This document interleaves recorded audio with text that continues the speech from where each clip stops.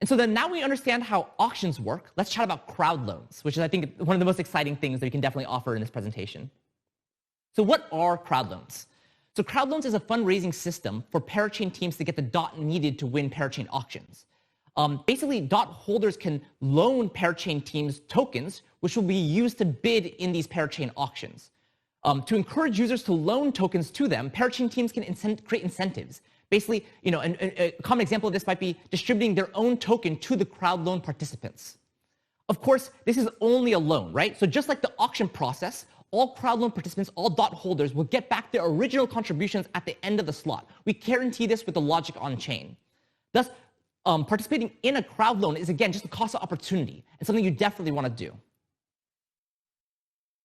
So what does this mean? This means that crowd loans on Polkadot means that you don't have to have big pockets to become a parachain, just big ideas.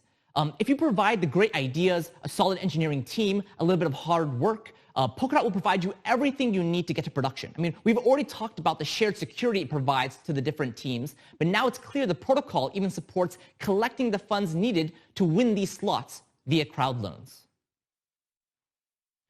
And then as a DOT holder, crowd loans are an amazing way for you to shape the future of the network. You can back the parachain teams which you think will provide the greatest value. You can even get some of the parachain tokens or other rewards along the way. And remember, all of your crowd loan contributions are returned to you at the end of the slot, so there really is no reason not to participate.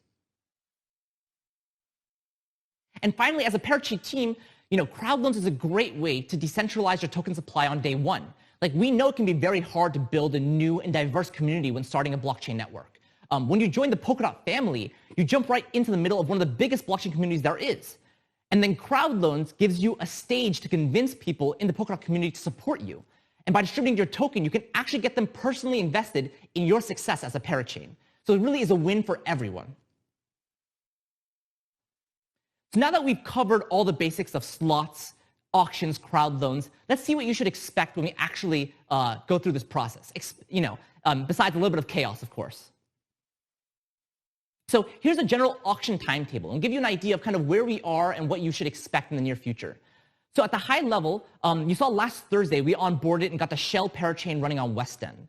On Friday, we actually upgraded Kusama to support all of the parachain registration, auction, crowd loan process. So that's already there on Kusama. Then this Monday, we actually onboarded the Shell parachain to Kusama as well. The next steps will be coming soon, which involves upgrading the Shell parachain to State Mine, which is basically the assets parachain for Kusama. It's like Statement, but it's for Kusama. And then when that is running well and stable, we will announce the official auction schedule. And of course, give you all 7 days notice so that you can unbod your KSM if they're currently being staked. The auctions on Kusama will be 7 days long, with a 2-day opening period and a 5-day ending period. This should give everyone plenty of time to both set up their bids and their crowd loans, and for participants to join the crowd loan process and the auctions on Kusama. The auction schedule, tentatively, we're looking to start with around 5 auctions, each done one at a time and each 1 week apart. Now, since the auction length itself is 1 week, these auctions will basically be back to back to back. Each auction will target the current lease period. So as soon as a winner is picked in an auction, you will start seeing that parachain immediately start to onboard, and you basically should have that parachain building blocks that day, which is kind of crazy to think about how close we are going to be to parachain teams really launching on Kusama. For participating in crowd loans, we have the Polkadot.js apps, which will provide you basically all the tools and things you need to participate in a crowd loan. Now, hopefully you all are very familiar with the Polkadot.js apps already. So if you go to the network tab, then parachains, then crowd loan, you should be able to see all the active crowd loan for potential parachains. Here you can observe the different options and configurations for each of the crowd loans. This isn't all the material. Probably you'll get additional material from the actual parachain teams talking about the incentives, participation, and types of change to their reward curves or anything like that.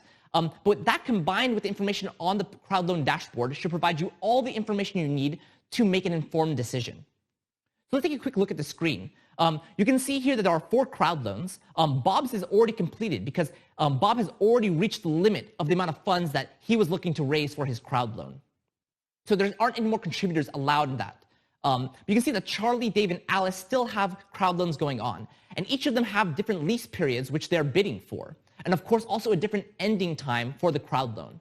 So this ending time is very important to note because when you contribute to a crowd loan, you're kind of saying, my funds will be locked in this crowd loan process until either the crowd loan wins, and then of course your funds will be locked until the parachain offboards, or until the crowd loan is ended, and then you can contribute into a different spot. So you need to take into account the different ending times for these crowd loans before you participate.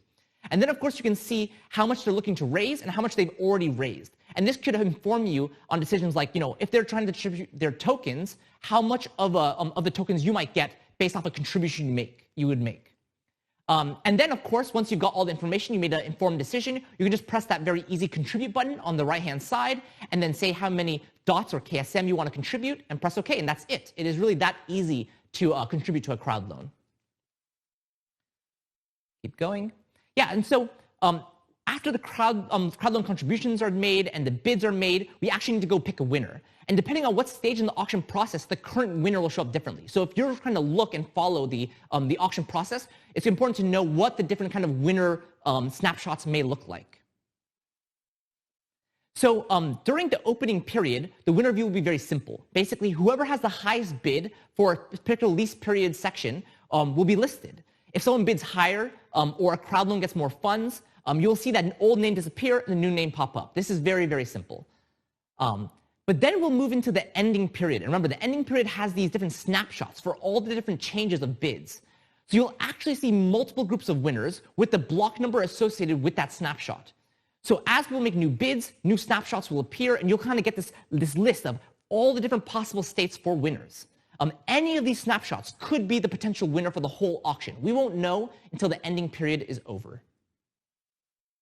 Finally, once the auction has completed and the randomness seed is generated to pick the winner, we actually pick the snapshot. The winner is decided. We run the algorithm and decide who are the best candidates for that snapshot. And then you will actually assign the lease periods. And so you can see on this screen, we have Bob and Charlie who won that auction, and their lease periods are assigned to them. And even the parachain itself may start to onboard if the lease period is current.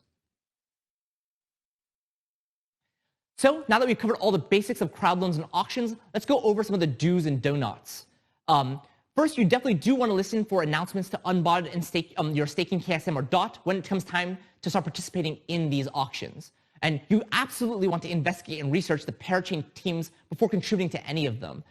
Remember that this is a completely open and permissionless process. So you could expect there probably will be teams with malicious intent out there trying to, lock up your KSM in some, not worthwhile auction. So in order to get to where we got today, we've worked with a lot of different test networks like Rococo, and we've had plenty of opportunity for the teams to show the world that they have everything running and working smoothly. So definitely you want to make an informed decision and do research on these teams to figure out how have they been doing with the Rococo testnet and setting up their code and the incentives they're trying to provide, right? You definitely don't want to transfer tokens to another person to participate in the process. You basically, it should be done by you directly on chain.